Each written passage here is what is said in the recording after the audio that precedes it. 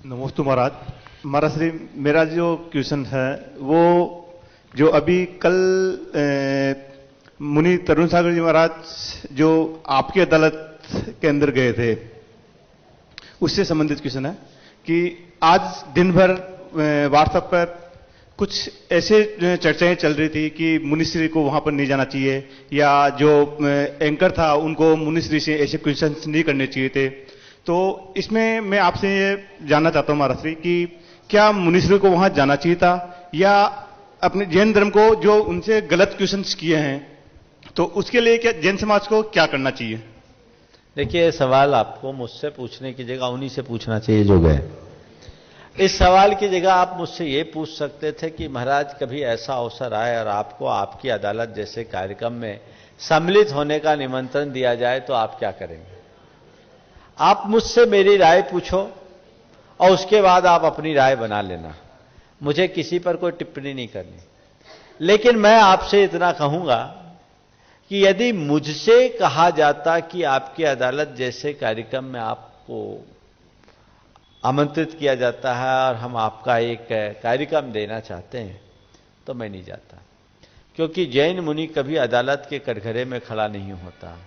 ये अदालत है, हम किसके आगे जाएंगे? हम तो पंच परमेष्टि के दरबार में जीने वाले लोग हैं, हमें कोई अदालत नहीं चाहिए, हम अदालत में नहीं जाते।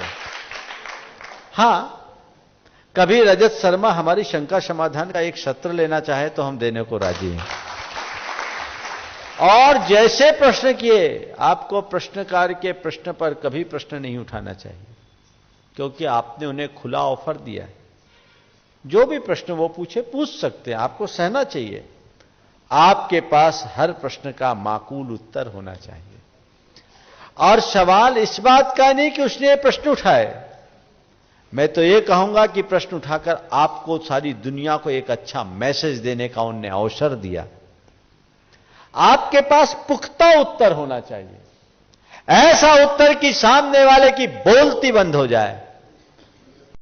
और दिगंबर मुनि की चर्या को लेकर अगर कोई भी सवाल उठाया है, ऐसा जवाब होना चाहिए कि पूरे देश में दिगंबर मुनि के प्रति एक अलग धारणा बन जाए। ये कार्य तो ये मेरे व्यक्तिगत विचार है। जो भी व्हाट्सएप में टीका टिप्पणी कर रहे हैं, सब अपनी बुद्धि का दुरुपयोग कर रहे हैं। कोई जरूरत नहीं इस तरह की वीरता प्रदर्शित करने का। वो आप जिन्होंने उस कार्यक्रम को आयोजित किया, निवेदन किया, वो उनका अपना व्यक्तिगत निर्णय था।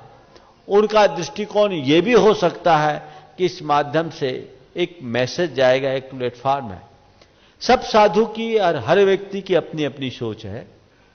और मैं तो कहता हूं इस तरह की चर्याओं पर, क्रियाओं पर बहस होनी चाहिए, खुली बहस होनी चाहिए। किसी के प्रश्न पूछने पर आप प्रश्न नहीं उठा सकते, आपके पास उत्तर होना चाहिए।